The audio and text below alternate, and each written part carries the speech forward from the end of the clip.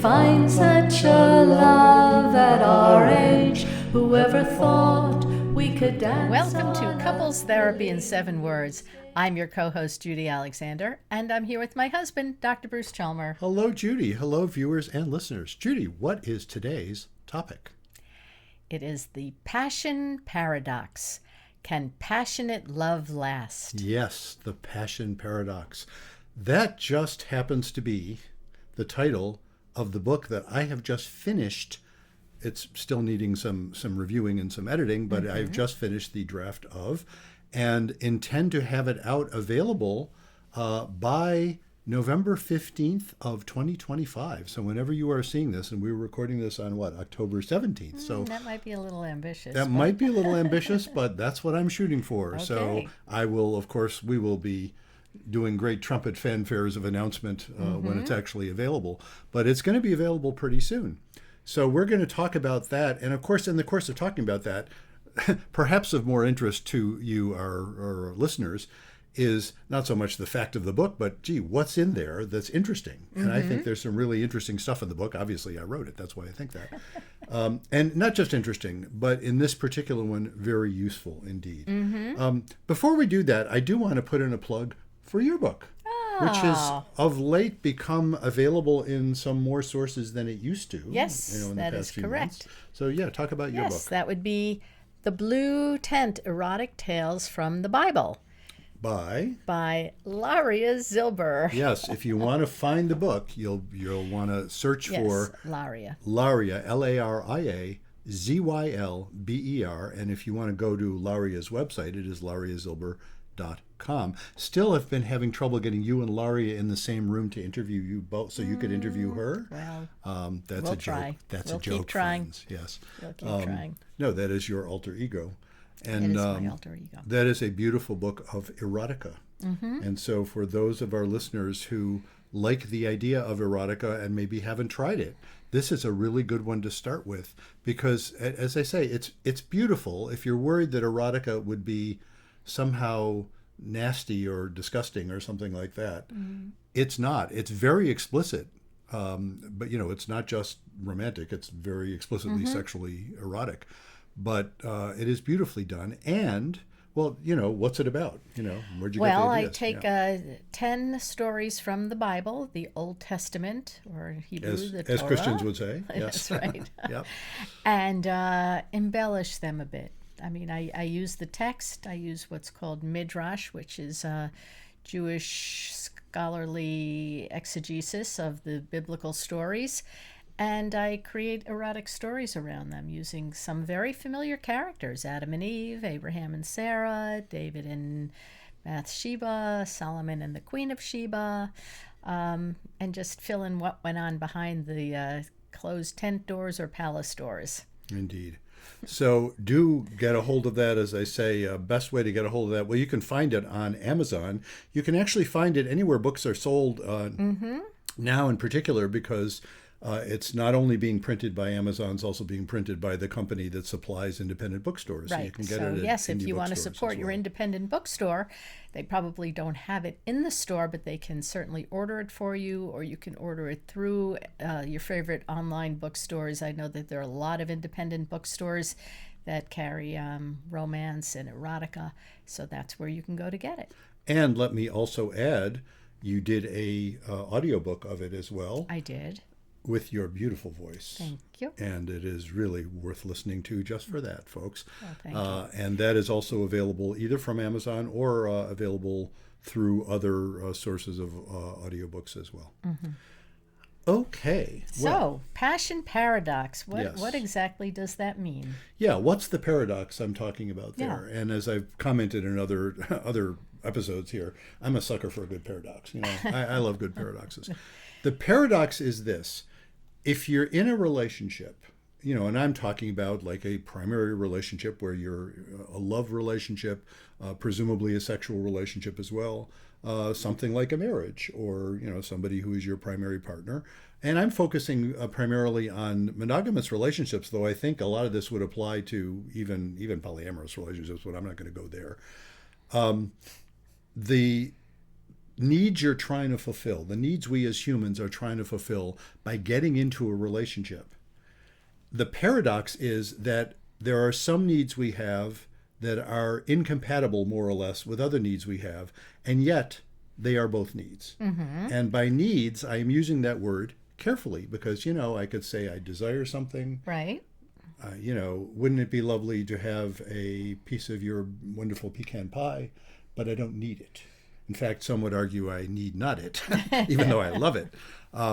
The point is that's not a need, that's a desire. There's all kinds of things I might desire. Right. But I'm talking about things that are needs in the sense that if they are not adequately fulfilled, it's like, an organism, if it doesn't get sufficient food and water, it dies, Well, a relationship dies if these needs are not adequately fulfilled. And what I do is I talk about two different sets of needs that have that paradoxical incompatibility. And the two sets are, what they are. Stability and intimacy. It's almost as if you've read my books. Well, yes, I have read your books, and I'm in the middle of reading this latest one, too. Yes. Well, I read an earlier draft. Of just the beginning, actually. Yes, of the first few chapters. So now I'm reading the whole thing. Yep. So, Judy is That's my very first. good, by the way. Thank you. I do I agree. have to say. I just gave it to her yesterday, and that's the first. She has, the only thing I've heard from you so far is, so far so good. But that's the first time you said it's very good. It is I'm glad very to good. hear that. And unlike some of your other books, this one is. Those aren't very good. No. Those are I very. had to say that. It's a workbook. Yes. So it actually gets you having to be involved with you and get you involved in thinking about your own relationship and where you are in your relationship. Obviously, if you're picking up the book, your relationship is probably in a bit of trouble. Yes, Yeah. That would be fair to say. Well, let's say the subtitle of the book. Yeah. Yeah. Yes. The When subtitle is when you feel miles apart and still love each other. and still love each other. Right. That's the subtitle. So there's the target audience there. Right. And oftentimes couples who've been together for a while, or even not for a while, but it just starts. It's like, where's that person that I fell in love with? Yeah. Where is that the spark, and why isn't it there? So it really gets you to examine it, and hopefully both partners will examine it, and Yes. hopefully talk about it. Because if you can't talk about it, well, it's just like that could Yeah, be and part of the problem. That indeed, in fact, almost every bit of the book that relates to what are you going to do about this urges you, or at least invites you, to talk to your partner about it. Now, what's interesting, what I think about this book, I had to realize, when I'm working with folks, and over the years, of course, more recently the only new folks I take are couples, but I've worked with lots of individuals over the years as well. And there's plenty of people I've worked with who are in this situation who don't want to talk to their partners about it, either because they don't feel emotionally safe.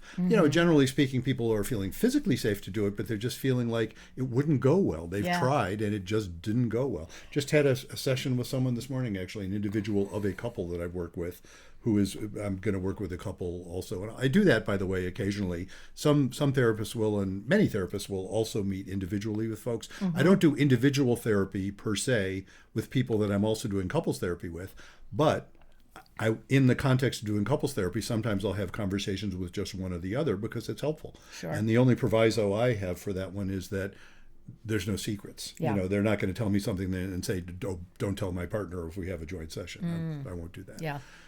And that's never been an issue because I tell people that up front. They won't meet with you if that's the case. But that phenomenon of an individual who isn't able to talk to their partner about it, this book is for them as well. Yeah. And a lot of, in various times in the book, when I'm inviting people to do the work, and the work is always about answering questions, to get specific questions and writing down your responses. And I say writing down, you can write down with pencil and paper, you can dictate or something if you have to. The one thing I suggest is that you do it slowly. Yeah. Give it time and do it slowly. And why is that? And that's because you're going to need time to let the ideas percolate. Rather than, your first... It's the difference between writing stuff out and just dictating or just typing really fast. You have to slow down to do that, and then you'll think of stuff you wouldn't have thought of if you just give a sort of knee-jerk response. So in any case, when you're answering all these questions, a lot of it is going to be about why is it difficult to talk to your partner, and try and find ways. I have lots of different places in the book where I'm saying, if you can talk to your partner about this, go ahead and do that.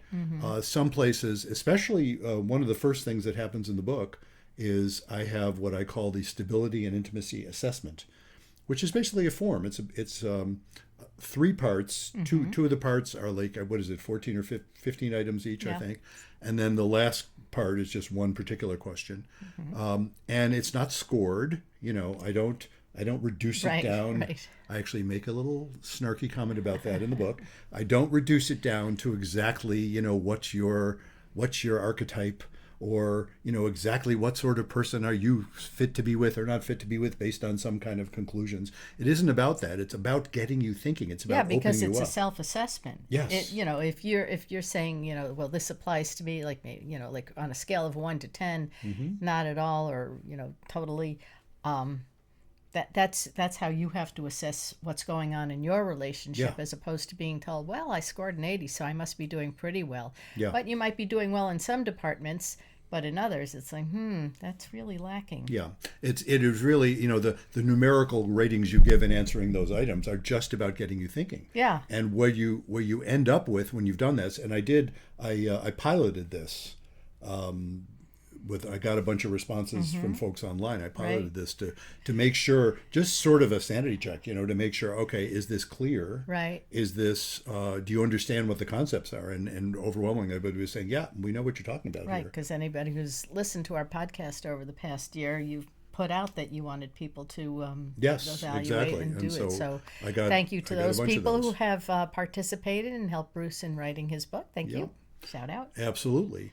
And so in doing that, so that is part of the book. And I actually provide a little QR code so you can scan it if you want to download a copy of the assessment itself. Why might you want to do that? Well, so to have a clean copy yourself, so you don't have to write in your book, but also to make one for your partner. Yeah. Now, I do suggest, and I even point out that this is a rather self-serving suggestion. You saw that in the introduction. I do suggest it's really best to work on this with your partner, and if you're going to do that, it's best to have 2 copies. Not too self-serving, right? But actually it is. And look, I even give an out. I say, Or you look, can print out the page. you could print out the page. Well, no, that's to get just the page. But I mean, to work on the book itself. Oh, yeah. To work, if both parties are working on the whole book, that's a lot better. No. But, and I say, so it's better if you have 2 copies. I do point out, if you download the Kindle version, like we have in our, we have our family Kindle stuff, Right. anything you download, I get, right. and vice versa. So you can do that too, and then you only have to buy one. So, it's not that self-serving.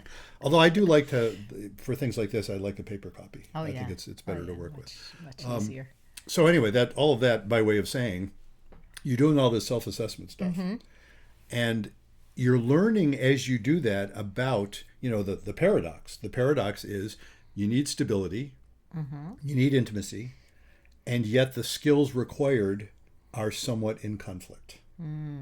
That's the paradox. And yet somehow you have to be able to live in such a way as to resolve that paradox. So I'm going to talk briefly about those 2 things, and people who've heard this podcast have heard me expound on this probably numbers of times. And I'll be brief, but essentially the skills of stability are all about keeping the anxiety level relatively low. And what I talk about for the skills of stability are the boring trifecta. Why do I call them the boring trifecta? Well, what do you need for stability? You need to be responsible, you need to be reliable, and you need to be accountable. Responsible meaning you're responsible for what you do. You see what needs doing and you act on it. You think about consequences of what you're going to do. Reliable means you show up when you say you're going to show up, and you you enter into relationships and make commitments and live up to your commitments. And accountable means somebody can tell you if they're having a problem with you and you're willing to listen and actually maybe, change things if you need to. Those are the boring trifecta. Those are really boring. And as I point out, nobody makes a novel in which all of the characters are perfect in all of those things. That would be an astonishingly boring novel. No. Nobody has written a song, Call Me Irresponsible. No. Yes, they have. They Call have. me responsible. I blew the line, folks, and I'm not even going to edit this. Okay, let's start that one again. Let me say that again, Yes. folks. Let me set that one up again. Nobody has written a song, Call Me Responsible. There we go. Blew the punchline. But they haven't. Call me responsible. Call me reliable. Don't bother calling me because I'm here anyway. It doesn't really work. No, it doesn't. But Call Me Irresponsible is funny, and it's interesting, and it's more interesting. Now, nevertheless, stability is super important. Mm-hmm. You don't want to be married to someone who is unstable in those ways, who doesn't have the boring You don't want trifecta. somebody who's irresponsible, unreliable, and unaccountable. Or none of the above. And yet, people will often find such people because they're lacking passion. Because that boring trifecta is boring for a reason. When you can count on someone like that, it's again, I don't want to knock stability. It's really important. Mm-hmm. When you can count on someone like that, that's great. But what intimacy requires is to feel alive. And it's not like, I like to think I show those traits of the boring trifecta, as I think you do. Mm-hmm. But if that's all I feel, mm-hmm. I'm not open to challenging some possibilities. I'm not open to having new experiences. Right. What couples will tend to do when they prize stability, which they do for a good reason, I hasten to add, mm-hmm. what couples will tend to do is they will avoid things that threaten that stability. Well, what threatens stability? Well, little things like complaints, mm-hmm. little things like fantasies that you're not sure your partner's going to be okay with, little things like life fantasies that you just don't know if it would be too scary for your partner to even consider. I'm talking about things like, let's try moving overseas, or let's, I want to change the kind of job I'm doing, and I'm, worried that's going to upset you, and I'm not so sure about it myself, but I'm really excited about it. A lot of the stuff that makes us excited is stuff that isn't about the boring trifecta. Right. And actually it threatens that sense of stability. And a couple, and my basic thesis, which all of my books have reflected, is that both stability and intimacy are needs. That insufficient intimacy turns out to be destabilizing. That's really the problem. And couples, many of the couples who are consulting me, that's right where they are. And I hear this, I hear this from them, because in the first session, I'm virtually always with couples I work with in the first session, I give them the spiel about stability and intimacy. Uh-huh. And overwhelmingly, people say, that's interesting. And often they'll say, wow, that's just what we're dealing with. And so that's what this workbook is all about. You explore all of those various aspects. First of all, you get to understand it better. You reevaluate. You do the assessment. Mm-hmm. You learn more about stability and intimacy, and then reevaluate the assessment, which I think is an important step. Yes. Because it changes. When you learn more about it, you might change how you think. You might change how you think about it. And then I get into all kinds of specific areas that most of you listening to this, you could rattle off quite a few, just like we're about to do. Like, what are the areas that people have difficulties with in their relationship? Like what? Well, like you said, complaints. If you don't like something that your partner is doing. That's more general, but I mean even like specific areas, like, for example, finances. Yeah, money, sex, children, the classics. Family. Whether to get married or not. Yeah, how to handle religion, how to handle politics, how to handle, you name it, how to handle that stuff. Uh-huh. So I have a whole bunch of, I think I have like 15 different very general areas, mm-hmm. the 15th of which is anything else. I don't think I've gotten to that part of your book yet. You haven't quite got to that chapter yet. Yeah. And then after you've kind of evaluated all of those things, then I have a chapter called Should You Call It Quits? And that's the end of part 1 in the book. It's 3 parts. Part 1 is, what do I call part 1? Take stock. Part 2 is learn the skills. Uh-huh. And part 3 is be the change. So part 1 is where you're saying, okay, what are we dealing with here? And the last chapter of part 1 is, all right, you want to stay together, don't you? Realizing that, you can change your mind about that. Mm-hmm. But there's a whole chapter in there, and should you call it quits or not, in which I hope to convince you, believe it or not, I have a bias, and I identify the bias in the chapter. If you're not absolutely sure you're dealing with a logical deal breaker, by which I mean there just isn't a solution without somebody changing something really important to them, Yeah. which they don't want to change. In other words, it's not about pathology. It's about a difference that you can't bridge. Classic examples of that. Somebody absolutely wants to have children. The other person absolutely does not. Yeah. And that it's super important to both of them, and they won't change their minds. Yeah. There's nothing pathological about either of those. It's not like, oh, one of you's wrong for thinking that, and yet they are incompatible. Right. And if somebody is kind of caves one way or the other, it's a recipe for resentment. So I know couples where someone actually does change their mind. That's fine if you actually change your mind. I also know couples where somebody talked themselves into changing their mind but really didn't, came to regret it, and it does not go well. Yeah. That's a classic deal breaker. Another classic deal breaker, which I have, let's just say, a little personal experience with, is a male and female, and one of them discovers that, or determines that they're gay. In other words, wow, you're playing for the wrong team. Yeah. Bummer. It's not pathological, but it's really painful if you want to have a sexual relationship, and it's not going to happen. So that is a classic deal breaker for a lot of folks. Things of that sort. Even something like, where do you want to live? For some people, that becomes a deal breaker. It's like, I got to live near my parents. And the other person is saying, yeah, I totally understand that. I got to live near my parents, and they live thousands of miles apart. Right. And that can happen. And sometimes that's a deal breaker, So those are logical deal breakers. Anything else I call growing pains. And if it's growing pains, that means in theory, you can grow to solve it. Now, I don't say necessarily you can, I say in theory. Just because you identify something as a growing pain doesn't mean you're definitely going to stay together. But what I do say about growing pains is if it's not a deal breaker, it's a growing pain. And if it's growing pains, don't split up too soon. Which, of course... How do you know? Yeah, exactly. Like, what do you mean too soon? Too soon. What's too soon? I can't tell you that in it's not measured in days or months or years. It's measured in your own attitude. But what I mean by too soon is before you've had a chance to learn what you need to learn, before you've had a chance to basically calm down, think clearly, work through it so that if you do end up splitting up, you're not doing it in a panic. So that's what I mean by growing pains. So that's that chapter in the book is all about should you do that or not. And what I invite people to do after we've talked about what the notion of deal breakers and growing pains is, I invite people to say, okay, go over that list of things you just went over in the previous chapter, that whole list of potential problems, or, I say potential problems or potential areas of strength. But if they're problems, go over them and just decide, okay, is this a deal breaker or is it growing pains? But that's the good thing about it, because it does, your book is that it forces people to talk to each other.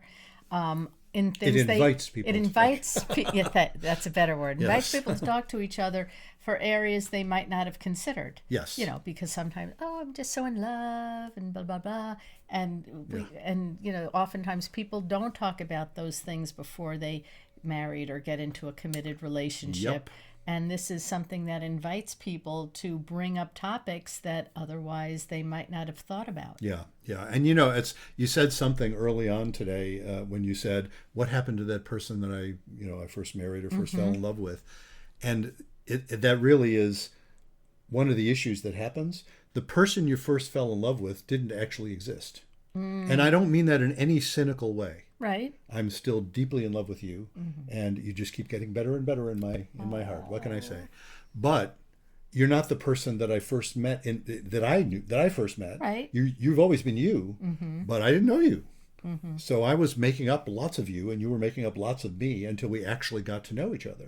That's inevitable. Right. That's disillusionment. You don't have to take that as a in its pejorative sense. It just means your illusions over time are replaced by actual reality. And then you come to discover that person you fell in love with just happens to be a human being. Go figure, and therefore isn't perfectly the boring trifecta. It actually is annoying on occasion, although as I so often point out, you're not, but I am annoying. when that issue, any human beings really are annoying, even you on rare I occasions. can be Rare annoying. occasions, honey. It's been known to happen. I can barely remember them, but it has been known to happen. And that's the point. You have to be able to recognize that in terms of a more realistic view of somebody, and then you can relax about that. When you have sufficient, well, it's my favorite metaphor about that is the emotional bank account. When you've got a nice big balance in the emotional bank account, the occasional annoyance is a minor withdrawal.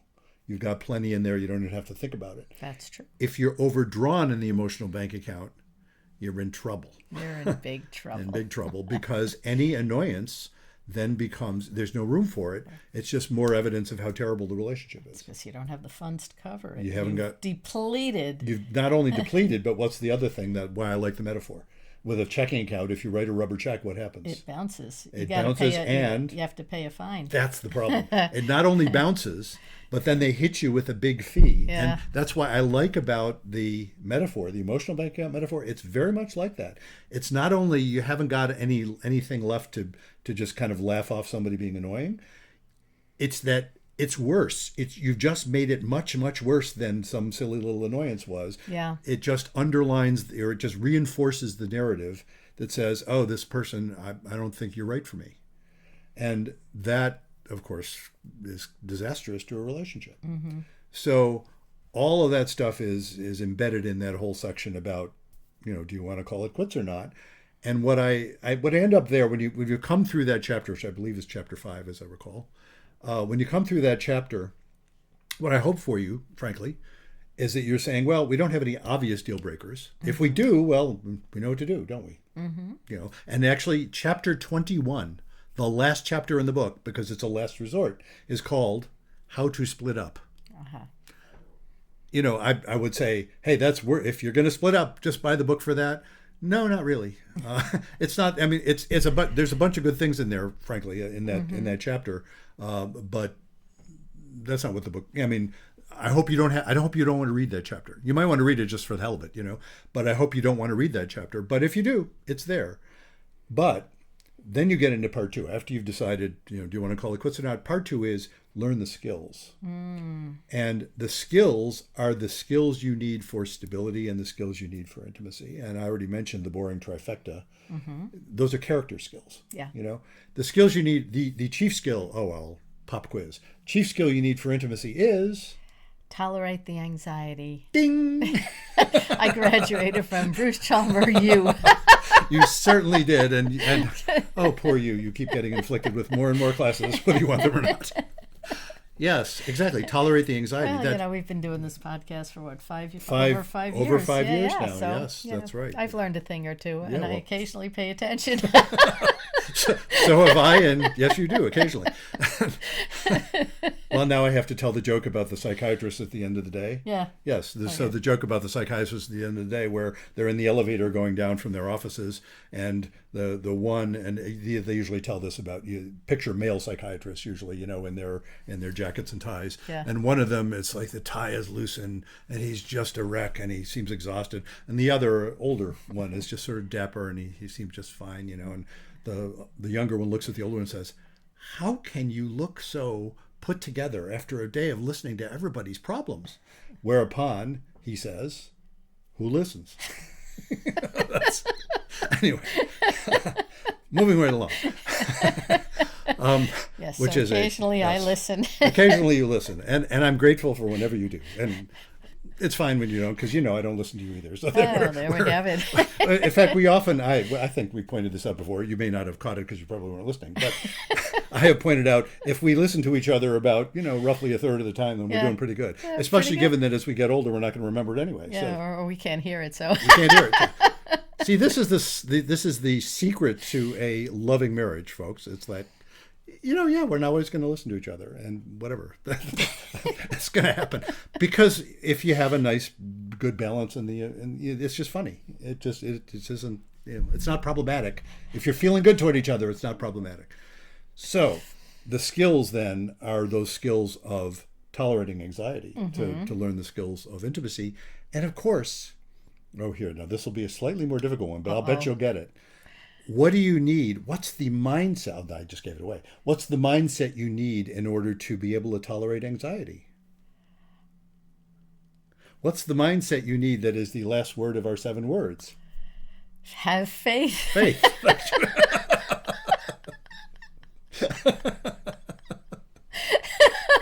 Okay. I teed it up for you there. Yes. Oh, I thought you'd get it from mindset because I make a big deal of saying that faith is a mindset. It's not not a particular beliefs or anything like that. It's a mindset. That is the mindset that lets you tolerate anxiety. That's where our 7 words came from. Be kind, don't panic, and have faith. Right. Have faith is how you can not panic because you have that mindset that says, yeah, there's all this stuff going on I can't necessarily understand, certainly not control. Mm-hmm. And yet, this whole life business it's got reasons for being the way it is. It's right to be, even the hard stuff. Yeah. I may not know what it is. I may not be able to tell a simple story about why did that happen, but I have to accept that it can. And it happens for, if you can find out the reasons, they're usually good reasons, even if it's awful. Even when someone does something terrible, mm-hmm. if you look into it and you find, well, they had reasons I wish they didn't have. I wish they didn't hate people the way they did, but given that they do, I sort of understand what they did. Mm-hmm. It doesn't make it right, mm-hmm. but it's life is understandable that way. It's like, okay, well, we have to work with this. A couple that can work with the hard stuff with a mindset of faith, mm-hmm. that's what you need. That's what my book is all about. That's what all of my books are all about, frankly. Right. That's what this podcast is about. If you have that mindset that says, I don't know what to do here. Of course you don't. It may be difficult. You don't know what the results will be of any particular choice. You're going to have to make decisions. You're going to have to make choices. But if you have the mindset that says it's not meaningless, it's like we're here to do the best we can, and that turns out to be good. Yeah. Yeah. That's how you're going to get through it. And so what the book is all about is trying to invite people to that mindset of faith. What I talk about in the book, I have a section in the book about going to couples therapy. Of course, mm-hmm. I'm a couples therapist. I don't say everybody should always go to couples therapy. I write about that in the book. I have a whole chapter on how to get your reluctant partner to go to couples therapy. By which I mean your reluctant man, actually. Let's face it, it's usually the guy. It is overwhelmingly that way. I know very small number of exceptions to that mm-hmm. in 30 years. I've seen, it's just the rule, not the exception. Okay, mm-hmm. Yes, there are exceptions. But the rule is, no, women want to go to therapy way before men do. I'm not saying women always want to do it. Right. But I'm just saying women want to way before men do. So it's usually a woman trying to convince the guy. And so I have a whole chapter on that. And a lot of what I talk about there, if you're going to go to couples therapy, you need faith yourself, and you need a therapist who's manifesting that kind of faith as well. I don't mean a faith-based therapist, which usually means fundamentalist, which is the opposite of faith in my slightly quirky definition. Mm-hmm. In other words, not rigid. We're not talking about somebody who's going to ram rigid rules or rigid understandings down your throat. And those rigid understandings could be religious, but they could also be quite secular. Mm-hmm. And, one of my favorite little straw men to beat up in my book, just briefly, I sort of mentioned it in passing, is, oh my God, you go on the internet and you say, is your partner a narcissist? And, there's all these things telling you how to identify a narcissist. And if you've got a narcissist, you can't do this and you must do that and all these sorts of things. Yeah, the concept of narcissist is not an empty concept. It is a sometimes useful concept. The stuff you see that tells you what to do if your partner is a narcissist, I believe the technical term, I'll have to look it up, is, bullshit.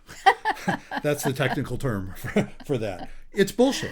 It's just bullshit. Don't believe it, folks. Don't believe when somebody tells you they know exactly what you should do, including me, by the way, including anybody.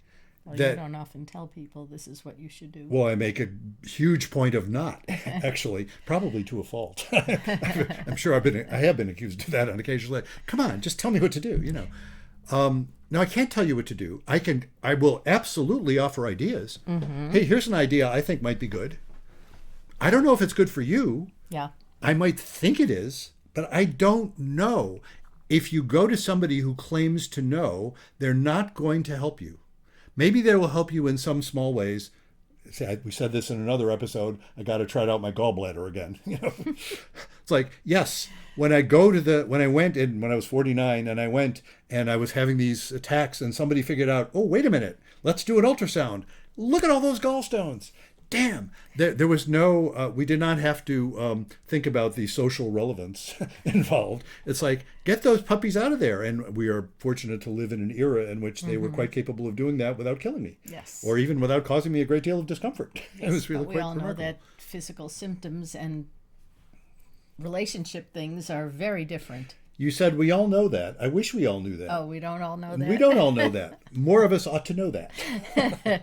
They're not the same thing. There are, and look, before you write in, folks, yes, I know there are physiological and chemical things associated with behavioral results. People often say, well, you're ignoring the fact that, chemical imbalances can cause depression. I am absolutely not ignoring that. I am observing that chemical imbalances go along with depression, and the direction of causality can point in both directions. That when somebody's depressed, they will show particular chemical patterns, and when somebody has those chemical patterns imposed in some other way, like they take some kind of drug that has that effect, that can make them depressed. Of course it's true. They're all tied up together. I'm just saying it's not the same thing as a gallbladder. Right. It's rarely the same thing. I'll give, again, counterexample. If somebody's having a manic episode, and I'm talking about sort of classical bipolar, if somebody's having a manic episode, that's a medical event that is sometimes correlated, sometimes triggered by some events in somebody's life, but it's not the same thing as somebody getting upset because some bad thing's happening in their life. It's like, wow, they're having a brain problem. That's not the same thing. Right. Schizophrenia, same thing. So if somebody's schizophrenic, it's not... Oh my God, the theories that people had about that back in the 50s and 60s and 70s that were just horrifying. Or same thing like with autism, and don't get me started on that. The theories that people have used to have about, as refrigerator mothers that caused autism and stuff like that. Right. Don't get me started. The point is, these claims of perfect knowledge when you don't have it are harmful, not helpful. Doesn't mean you shouldn't consider all kinds of good ideas. There's all kinds of people who have great ideas that happen to disagree with mine. They're still good ideas. Go to a different therapist from me and you will get different ideas, and most of them, many of them, maybe all of them will be useful, even if they were very different from what I would say or very different from how I would think about it. Go to somebody who says they know just what it is and this is what it is and don't listen to anybody else, which is usually the subtext. Don't listen to anybody else. They're wrong, Yeah, that's bullshit. So that's reflected in the book as well. Okay. that attitude. And moreover, then we get into after we've talked about the skills, and the chief skill that you need to learn is faith, and how you can practice faith, because it's a practice. It's not something you can read in a book. And who you could find as teachers, all that stuff, all in the book. Then we get into part 3. Part 3 is where we go over. It's not ordered exactly the same way as those whole list of topics that were back in chapter 4.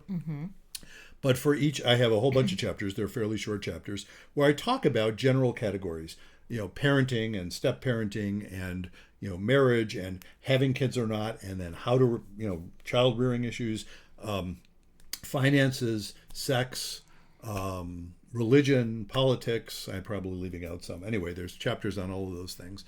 And in each one of those chapters, I present a scenario where you can imagine yourself in that scenario or something similar. I ask some pointed questions about each scenario. And then, believe it or not, I actually give suggestions. And I call them suggestions. I do point out, you mean, of course, maybe it goes without saying, but I say it. You may not agree with all my suggestions. You probably won't agree with all my suggestions. Right. But they're suggestions to think about. And even the ones that you don't agree with, I hope, will just get you thinking. It's like, well, I don't like that, but it's getting me thinking. So I give suggestions about all of it. And then at the end of each of those chapters, you are challenged to make what I simply call an action plan. And it's, I don't tell you what to do. I just ask some pointed questions, based on what you've just been talking about in the previous sections, and then finish up each of those chapters with what's your next step. Right. Well, obviously they're reading the book because they need suggestions. They do need suggestions, and what they need more than even than my suggestions is understanding, so that they can make use of my suggestions again, positively or negatively. Right. They might say, "Well, that's not going to work for us," Right.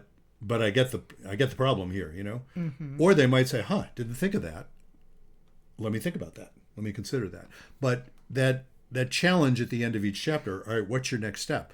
There is a next step. You're going to have to make a next step. You can't not choose something because that's a choice. There is no not choosing, because that itself is a choice. You're in a situation that has led you to pick up a book saying, wow, I'm worried about my relationship. It's painful. I want to make it better. To choose, and it's perfectly valid choice, by the way, to say with respect to any particular thing, you know what, I'm just not going to try and fix this. I'm going to decide to live with it. That is a substantive choice. Yeah. Because if you decide to live with something and you really, in your heart and in your gut, really decide to live with it, then you're not fighting it anymore. Then you cope with it. Or you can decide you don't want to live with it, and Then that's it. Then you've You break decided up. it. Then you decide and to break up. Yeah, right. You don't want to take any of the steps and say, you know what, I think this relationship has reached Yeah. its expiration date. Well, that itself is a huge step. So that is a step. So what I'm saying is that, you know, sometimes people will think, well, I'm not doing anything. No, actually, when you're not doing anything, that is a choice. You are Right. making the choice of not doing anything. That is a viable choice. But what I am inviting people to be is responsible for that choice, which is, okay, if you make that choice, don't blame your partner for the fact that you're making that choice. If you're not making that choice, then you'll have to decide for yourself. If you don't want to accept it, then you'll have to, well, again, you'll have to figure out what your options are and Right. exercise them. Right. And look, there are times when you may say, well, I don't like this choice, but it's the best one I got. In which case, my suggestion, obviously, is then make your peace with it.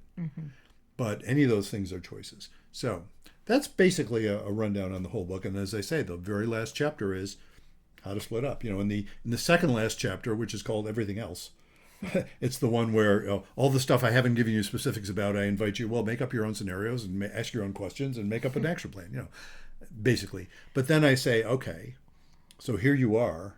If you don't have any deal breakers, you've done what this book says. Now put it into action. That's what you need to do. Do those actions. And if you do that, something will change. Yeah.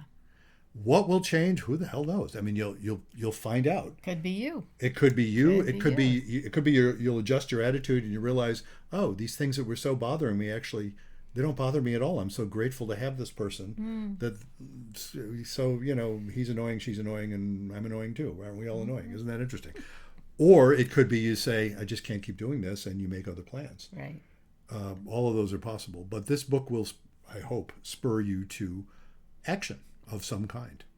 So that's my little come on for the book. Okay.